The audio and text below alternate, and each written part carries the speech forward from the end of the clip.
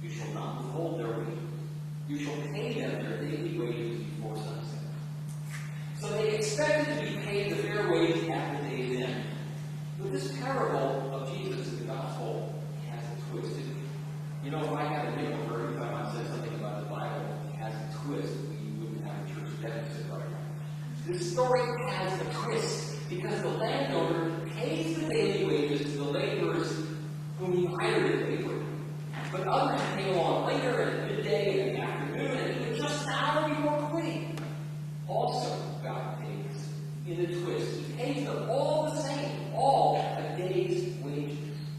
He is generous. And they are resentful. I understand resentment.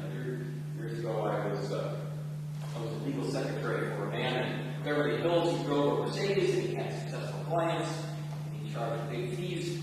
I was lucky to have a job. I thought he paid me fairly. But a few months after I was there, I had reason to review the payroll for my position. And the IRS pamphlet, where you look up the withholding tax in the table, and I found out that he was withholding a much bigger slice of my wages every check than the IRS wanted.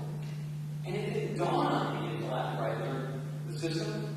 And I realized that he didn't turn in to the IRS the withheld wages every 2 weeks, like I got my check, but only at the end of a quarter. So he was basically skimming my wages for 10 or 12 weeks at a time, reducing my take-home pay drastically, long before he had to turn that money in his report to the government. And when I confronted him about this, he said, "Don't worry, you'll get it all back at the end of the year." Which means he was using the money and I was not. So yeah, I was resentful. And I didn't even remember Deuteronomy 24, verses 14 and 15 at that moment. It just wasn't there. A few years ago, the Puritan brothers over here were operating the Vermont and car wash across from the Rite Aid, and they were deducting the tips that their workers received from their minimum wages.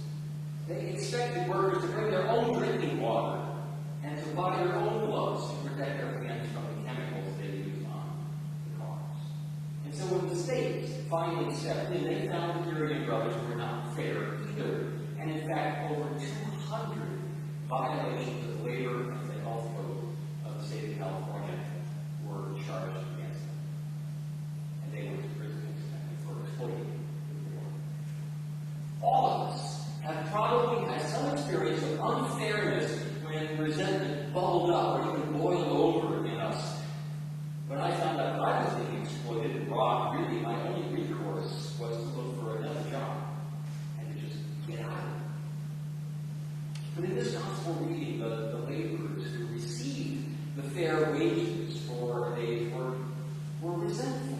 Not because the boss wasn't fair with them, but because the boss was generous to everybody else too. Okay, this is a power game, friends, and they have political overtones for you. Forgive me for drawing conclusions. I know it's a hot potato for those who were born and raised in California to think that we're entitled to the things that we have, and resentful of people who moved here later, many of them without documents, in order to just work for a living. And if they have a real job, they have taxes to pay.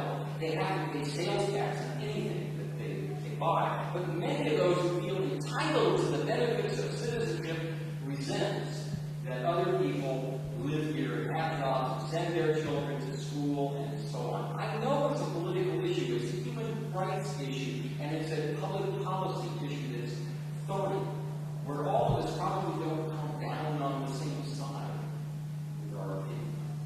But life is a gift, my friends. All that we have is a gift. Ask anyone whose health is fragile, or who couldn't possibly pay her medical bills if it weren't for insurance. Life is a gift, and not one bit of entitlement can get you an extra day of life. Not one bit of privilege can be guaranteed. I'm grateful that I have a small pension fund, which is part of what I receive from this congregation as compensation. I should ask. But that pension fund sits in investments, which we all know too well would just collapse any time in this economy.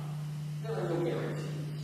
Everything is a gift. Even the quarterly investment statements from private financial for Lutherans to tell me whether it was going up or going down.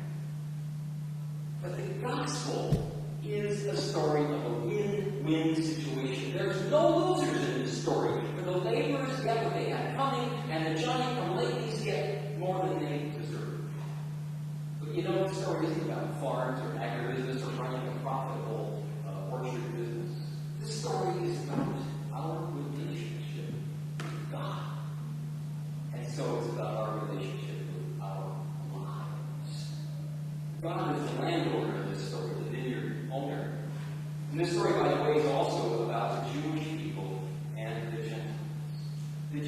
people are those who have labored under the law from the very beginning and have received God's bounty and God's grace all along. And the Gentiles, the outsiders, the foreigners are those who come along late in it. And they've also received God's grace, even though they haven't had to live under the law. So this story is kind of Jesus' way of saying that God, who chose the chosen people and brought them from slavery to freedom and then back from exile and protected them and restored them, this generous God has also chosen to be generous to everybody else, not just the chosen people. We're beginning our study of the book of Acts. It's not too late, by the way, to join us on Wednesday nights for potluck and about an hour of discussion of Acts of the Apostles. And as we will begin to see unfold, the earliest Christians struggled mightily with this grace of God.